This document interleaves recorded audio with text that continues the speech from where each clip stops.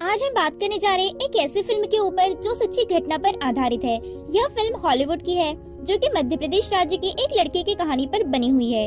इस मूवी की शुरुआत में हम एक गरीब लड़के को देखते हैं जो कि बहुत गरीब होता है, जिसका नाम सरू है, और हम साथ ही साथ उसके भाई को भी देखते हैं जिसका नाम गुड्डू है। गुड्डू और सरू दोनों कोयले चुरा करके उसे दुकान पर बेचने जाते हैं। वे जब दुकान पर जाते हैं तो उन्हें वहाँ पर जलेबी दिखाई देती है। तब सरू कहता है कि मुझे जलेबी खानी है। तब गुड्डू कहता है कि अभी तो मेरे पास पैसे नहीं है, लेकिन एक दिन मैं तुम्हारे लिए जलेबी लेकर जरूर आऊंगा। तब सरू कहता है कि एक दिन हम सारी दुकान की जलेबी खरीद लेंगे। फिर सरू और गुड्डू कोयले के बदले थोड़ा सा दूध लेकर के घर जाते हैं। जब वे घर जाते हैं तो वहाँ पर उसकी माँ और उसकी छोटी बहन बैठी होती है। तब उसकी माँ पूछती है कि तुम यह दूध कहाँ से लेकर के आए। तब वे दोनों कोई भी जवाब नहीं देते। अगले दिन हम देखते हैं कि गुड्डू को काम पर जाना होता है और सरू कहता है कि मैं भी तुम्हारे साथ चलूंगा। तब गुड्डू कहता है कि तुम वहाँ पर भारी बोरियां नहीं उठा सकती, तुम अभी छोटे हो। तब सरू कहता है कि ये देखो, मैं इस चेयर को भी अपने सर पर उठा सकता हूँ। और फिर वह साइकिल उठाने की भी कोशिश करता है और कहता है कि मैं सब कुछ उठा सकता हूँ। फिर सरू और गुड्डू दोनों भी साइकिल से काम पर जाने लगते हैं। स्टेशन पे सरू को नींद आ जाती है। गुड्डू सरू को उठाता है, लेकिन सरू कहता है कि मुझे बहुत नींद आ रही है, मुझे सोना है। तब गुड्डू सरू को एक बेंच पर लेटाकर उससे कहता है कि ठीक है, तुम यहीं रहना, मैं सुबह तक काम से वापस आ जाऊंगा, फिर मैं तुम्हें घर लेके चलूंगा। अब हम देखते हैं कि गहरी काली रात हो चुकी है। सरू स्टेशन पर अकेला है। स्टेशन पर उसे कोई भी दिखाई नहीं देता। वहाँ केवल एक ट्रेन खड़ी होती है। सरू उस ट्रेन में जाकर के बैठ जाता है। अगले दिन दिखाया जाता है कि सरू नींद से उठता है तो ट्रेन चल रही होती है। ट्रेन पूरी खाली होती है। वह ट्रेन के चारों ओर भागता है, साथ ही साथ वह ट्रेन के दरवाजे को भी खटखटाता है, लेकिन ट्रेन पूरी तरह से लॉक होती है।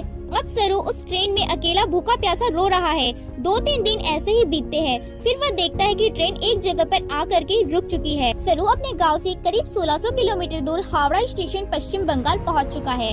हम आपको बता दें कि सरू मध्य प्रदेश राज्य के खंडवा जिले के गणेश तल्ली गाँव से बिलोंग करता है। जब सरू स्टेशन से बाहर देखता है तो वहाँ उसे भीड़ भाड़ दिखाई देती है। सरू टिकट काउंटर पर जाता है और अपने परिवार के बारे में बताने लगता है, लेकिन वहाँ के लोगों को बांग्ला आती है और सरू को हिंदी, जिसके कारण उसकी बातों को कोई भी नहीं समझ पाता। इसके बाद सरू अपने ही जैसे बच्चों के पास वहाँ चले जाता है जो रेलवे स्टेशन पर बैठे होते हैं, लेकिन तभी कुछ समय बाद कुछ लोग आकर के उन बच्चों को अपने साथ ले जाने लगते हैं, लेकिन सरू वहाँ से बच करके निकल जाता है। अब वह इस अनजान शहर में अकेला चारों ओर घूम रहा है और भूखा प्यासा है, उसे कोई पूछने वाला भी नहीं है।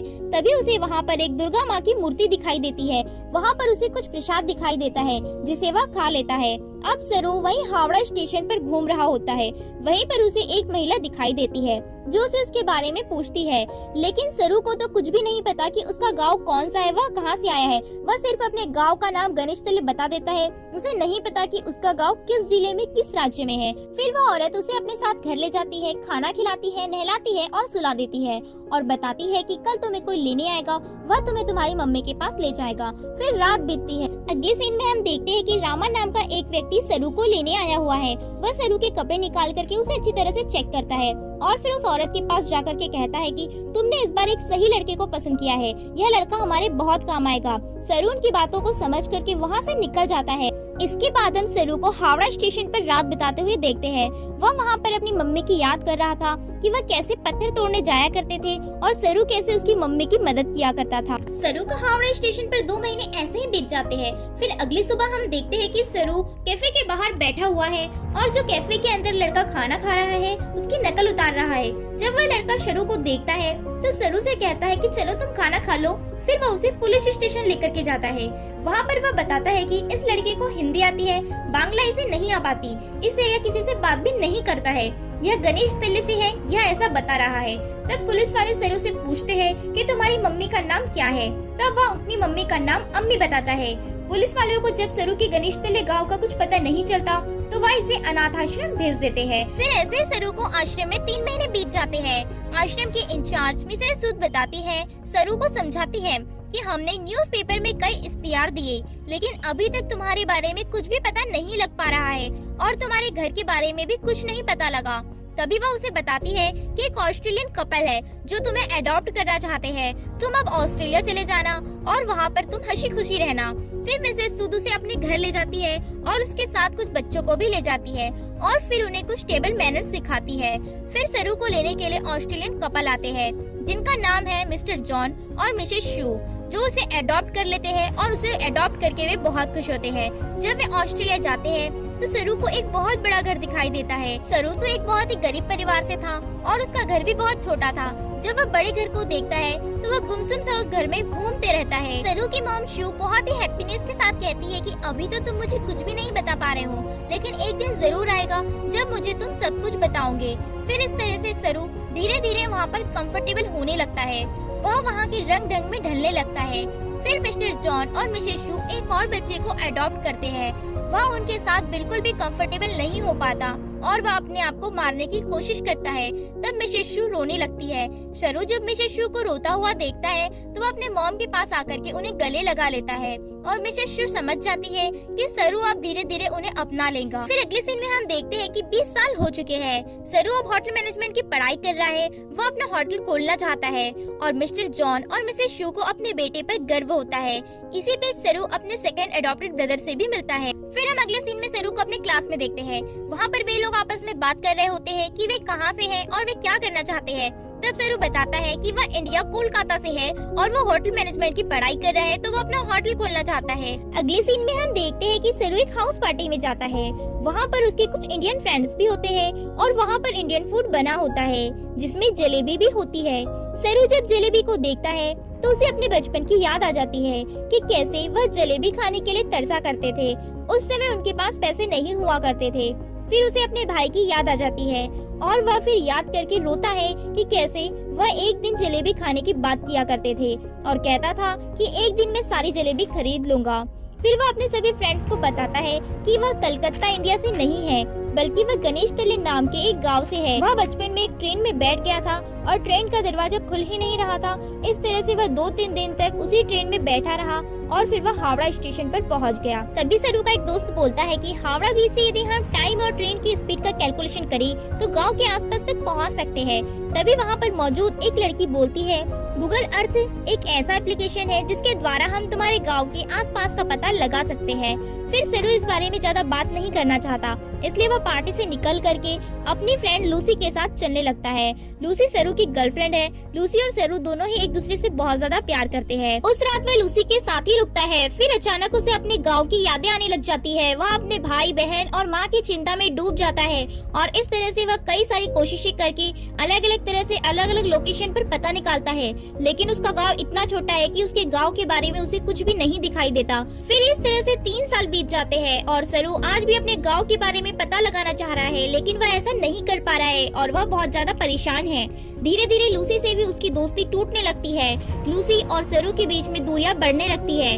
तब सरू लूसी से कहता है कि तुम मुझसे अच्छा लड़का डिजर्व करती हो और वह अपने गांव का पता लगाने की कोशिशें करता है, लेकिन वह हर तरह से फेल होता है। फिर अचानक कई दिनों बाद लूसी सरू को दिखाई देती है।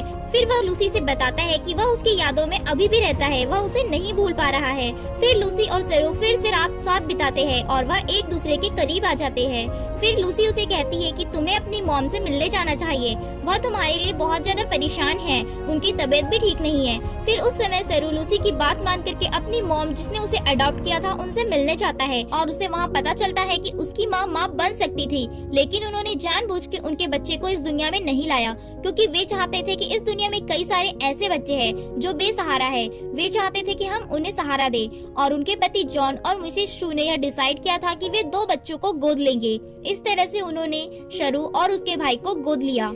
अब सरू को एहसास होता है कि उसे अपनी मॉम शू का साथ देना चाहिए। साथ ही साथ सरू अपनी बायोलॉजिकल मॉम को भी ढूंढना चाहता है, वह अपने भाई और बहन से भी मिलना चाहता है। फिर सरू को इन सभी बातों से बहुत हिम्मत मिलती है और सरू फिर से अपने गांव का पता लगाने जुट जाता है। तो फिर उसे एक जगह दिखाई देती है जहाँ पर वह अपनी माँ के साथ पत्थर तोड़ने जाया करता था।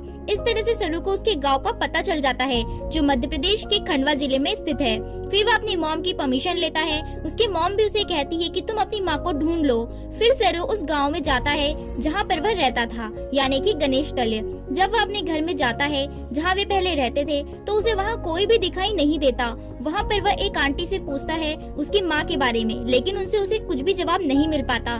फिर वह एक अंकल से पूछता है तो वह अंकल पहले तो उसे कोई भी जवाब नहीं देते और चुपचाप चले जाते हैं। लेकिन थोड़े टाइम बाद हम देखते हैं कि वह अंकल वापस आते हैं और सरू को इशारा करके बुलाते हैं। फिर सरू उस अंकल के इशारे करने पर उनकी तरफ जाता है तो वह देखता है कि दूसरी साइड से एक बूढ़ी औरत आ रही है। यह कोई और नहीं, यह सरू की माँ होती है, जिसकी गोद में उसने अपना बचपन बिताया था, जिसके साथ वह पत्थर तोड़ने जाता था। फिर सरू उनके गले लगकर बहुत रोता है और फिर वह अपनी बहन से भी मिलता है। लेकिन यहाँ पर सरू को पता चलता है कि अब वह उसके बड़े भाई से नहीं मिल सकता। जब सरू को पता चला कि उसका भाई जिस दिन रेलवे स्टेशन पर उसे छोड़ करके गया था, उसी दिन एक ट्रेन दुर्घटना में उसके भाई की मौत हो गई। उसी रात उसकी माँ ने दोनों बेटों को खो दिया, एक तो सरू और उसके बड़े भाई गुड्डू को। लेकिन बस उसकी माँ की भगवान पर आस्था इतनी टिकी हुई थी कि वह आज तक अपने गाँव को छोड़ करके कहीं नहीं गई, क्योंकि उसे लगता था कि उसका बेटा एक दिन उससे मिलने जरूर आएगा। और आज उसका छोटा बेटा सरू पूरे 25 सालों के बाद लौट आया है। फिर हम देखते हैं कि सरू अपने मॉम डैड को ऑस्ट्रेलिया कॉल करके बताता है कि उसे उसकी फैमिली मिल गई है, लेकिन इससे कुछ भी नहीं बदलता। वे कल भी उसके मॉम डैड थे और आज भी उसके मॉम डैड है। फिर सरू उन जगह पर जाता है जहाँ पर वो अपने भाई के साथ खेला करता था और एक रेलवे ट्रैक पर भी जाता है जहाँ पर वे अपने बचपन में कोयला चुरा करके दुकान पर बेचने जाया करता था। फिर इस तरह से सरू की आंखें नम हो जाती है, क्योंकि वह उन जगह पर जा रहा था जहाँ पर वह बचपन में खेला करते थे और उसे वहाँ पर उसका भाई और वो दिखाई दे रहा था। फिर इसी बीच सरू को यहाँ पता चलता है कि उसका नाम सरू नहीं बल्कि शेरू है, जिसका मतलब होता है लायन। फिर मूवी के लास्ट में हमें कुछ ऐसी रियल क्लिप्स दिखाई जाती है जिसमें हम देखते हैं कि सरू के जो ऑस्ट्रेलिया वाले मॉम डैड है